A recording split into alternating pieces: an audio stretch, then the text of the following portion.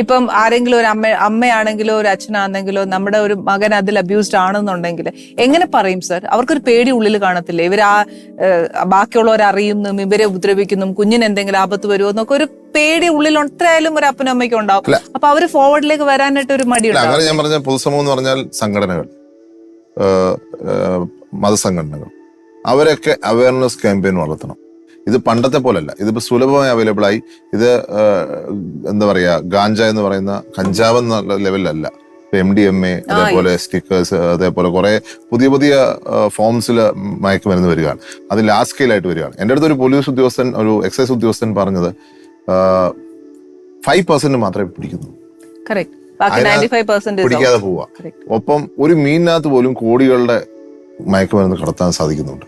അപ്പൊ അങ്ങനെ വരുമ്പോഴാണ് നമുക്ക് ഗവൺമെന്റ് ഇന്റർവെൻഷനിലൂടെ മാത്രമേ സ്ട്രിക്റ്റ് ആയിട്ട് നോംസ് കൊണ്ടുവന്ന് ഇതിന്റെ അവൈലബിലിറ്റി ആദ്യം കുറയ്ക്കണം.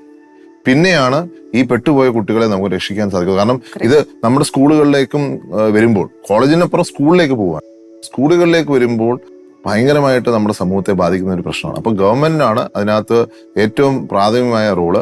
അതിനകത്ത് ഒത്തിരി കാര്യങ്ങൾ അവരും ചെയ്യുന്നുണ്ട്. ഇത് ഞാൻ പറയത്തില്ല. ഈ എക്സൈസ് ഓഫീസർ എന്നോട് പറഞ്ഞ വിമുക്തി എന്ന് പറഞ്ഞ പരിപാടിയിലാണ് 140 മണ്ഡലങ്ങളിലും ഗവൺമെന്റ് വിമുക്തി എന്ന് പറഞ്ഞ ഒരു ആന്റി ഡ്രഗ് പ്രോഗ്രാം നടത്തിയിരുന്നു. അപ്പൊ അങ്ങനെ അവർ ശ്രമിക്കുന്നുണ്ട്. പക്ഷെ അതുപോലെ അതിന്റെ ശ്രമം ആക്കം കൂട്ടണം, അതിന്റെ എഫേർട്ട് 100 ഇരട്ടി ആക്കണം. എന്നാലേ ഇത് ഇപ്പൊ അതുകൊണ്ട് ഞാൻ പറയാം, സ്പോർട്സിലേക്ക് കുട്ടികളെ തിരിച്ചുവിട്ട് ഈ അവൈലബിലിറ്റി കുറയ്ക്കുകയും സ്പോർട്സിലേക്ക് തിരിച്ചുവിട്ട് കുട്ടികളുടെ അറ്റൻഷൻ ഡൈവേർട്ട് ചെയ്യുകയും ചെയ്യും. ഈ 2 ഓപ്ഷനാണ് നമ്മുടെ മുന്നിൽ പ്രാഥമികമായിട്ട് നമുക്ക് ചെയ്യാനുള്ളത്. ഓക്കെ സർ, ഇനി സാറിന്റെ ഒരു കോളേജ് കാലഘട്ടം അത് കഴിഞ്ഞിട്ട് കോട്ടയത്തേക്ക് വന്നു. ഇനി അപ്പന്റെ ആ ഒരു റെസ്പോൺസിബിലിറ്റീസ് കുറെ ഉണ്ട്, അപ്പൻ ചെയ്തു വെച്ച കാര്യങ്ങളുണ്ട്, പൂർത്തീകരിക്കാനുണ്ട്. അപ്പനൊരു ലോങ് വിഷൻ എത്രയായാലും കണ്ടിരിക്കും. അപ്പൊ അപ്പൻ അങ്ങനെ ഷെയർ ചെയ്തിട്ടുണ്ടോ, ഇന്ന പോലെ നീ ഇന്ന ചെയ്തേക്കണം, ഇതിനകത്ത് എന്തെങ്കിലും റെസ്പോൺസിബിലിറ്റി അപ്പനെ ഏൽപ്പിച്ചിട്ടുണ്ടോ? ഇതിനകത്ത് അദ്ദേഹത്തിന്റെ ഒരു പ്രത്യേക ഒരു കാഴ്ചപ്പാടുണ്ട്. അപ്പം അതേ ഒരു സക്സസറിനെ ആയിട്ടൊന്നും അദ്ദേഹം കണ്ടിട്ടില്ല. മാത്രമല്ല അദ്ദേഹം അങ്ങനെ ഒരു വിഷു ഒന്നും പറഞ്ഞിട്ടുമില്ല എൻ്റെ അടുത്ത്. എന്റെ സഹോദരിയോട് പറഞ്ഞിട്ടുണ്ട്, ഇപ്പം അവർ രണ്ടുപേരും പൊളിറ്റിക്സ് ഇറങ്ങുന്നതിന് താല്പര്യമില്ലാന്ന്. ഞാൻ വരണമെന്ന് പറഞ്ഞിട്ടുണ്ടെന്ന് പറയുന്നു. പക്ഷെ എനിക്ക് അതിനെ കുറിച്ച് അറിവില്ല. ഇത് എന്റെ സഹോദരി പറഞ്ഞ അറിവേ ഉള്ളൂ. അങ്ങനെ അദ്ദേഹം ഓപ്പൺ അപ്പ് ആവത്തില്ല. ചില കാര്യങ്ങൾ വളരെ, അതുകൊണ്ട് തന്നെ ഇന്ന കാര്യം ചെയ്യണമെന്നോ വിഷയായിട്ടൊന്നും പറഞ്ഞിട്ടുമില്ല. പക്ഷെ അതേസമയം ഞാൻ പ്രവർത്തിച്ചു വരുന്നതിനോട് അദ്ദേഹത്തിന് എതിർപ്പില്ല എന്നുള്ളതാണ് ഞാൻ മനസ്സിലാക്കുക. കാരണം ഞാൻ ഇത്രയും നാള് പ്രവർത്തിച്ചപ്പോഴും അദ്ദേഹം എതിർപ്പ് പറഞ്ഞിട്ടില്ല. അതേസമയം ഒരു പോയിന്റിൽ ഞാനൊരു 4 വർഷം മുമ്പ് ഒരു കാര്യം അദ്ദേഹത്തിനോട് പറഞ്ഞു, 5 വർഷം മുമ്പ്. അപ്പൊ അദ്ദേഹം എഗ്രി ചെയ്തിട്ടുമില്ല. അപ്പം അദ്ദേഹത്തിന്റെ ഒരു പ്രത്യേക ഒരു സ്റ്റൈലുണ്ട് അതിനകത്ത്. ഇപ്പം അദ്ദേഹം മനസ്സിലാക്കിയിരിക്കുന്ന കുറെ കാര്യങ്ങളുണ്ട്. അതിനനുസരിച്ച് അപ്പം ഞാൻ അന്ന് ഒരു സാഹചര്യം ഞാൻ പറഞ്ഞു. അപ്പൊ അദ്ദേഹം പറഞ്ഞു, അല്ല ഇപ്പൊ ആയിട്ടില്ല എന്ന് പറഞ്ഞു. ഞാൻ സ്വാഭാവികമായി വരണം എന്നുള്ളതായിരിക്കും അദ്ദേഹത്തിന്റെ ആഗ്രഹം. അത് മനസ്സിലാക്കി ആ സ്ട്രഗിൾ എന്താന്ന് മനസ്സിലാക്കിയൊക്കെ കയറി വരണം എന്നായിരിക്കും.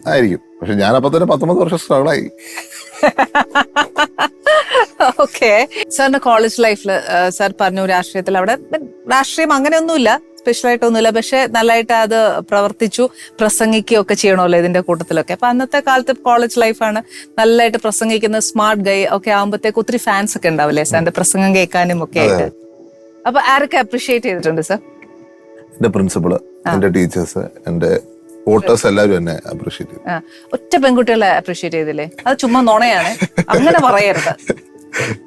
ഒരാള് പോലെ അപ്രീഷിയേറ്റ് ചെയ്തില്ലേ? അങ്ങനെ എല്ലാവരും അപ്രീഷിയേറ്റ് ചെയ്തു. നമ്മൾ എന്റെ വോട്ടേഴ്സ് എല്ലാം അപ്രീഷിയേറ്റ്, എന്റെ കോളേജിലെ എല്ലാ വോട്ടേഴ്സും ഇപ്പോഴും ആ കോളേജിൽ പോയി ചോദിച്ചാൽ മതി. ഇപ്പോഴും ഞാൻ അവിടെ കാര്യങ്ങള് കോവിഡ് സമയത്തും ഞാൻ ആ കോളേജിൽ പോയി കാര്യങ്ങൾ ചെയ്തിട്ടുണ്ട്.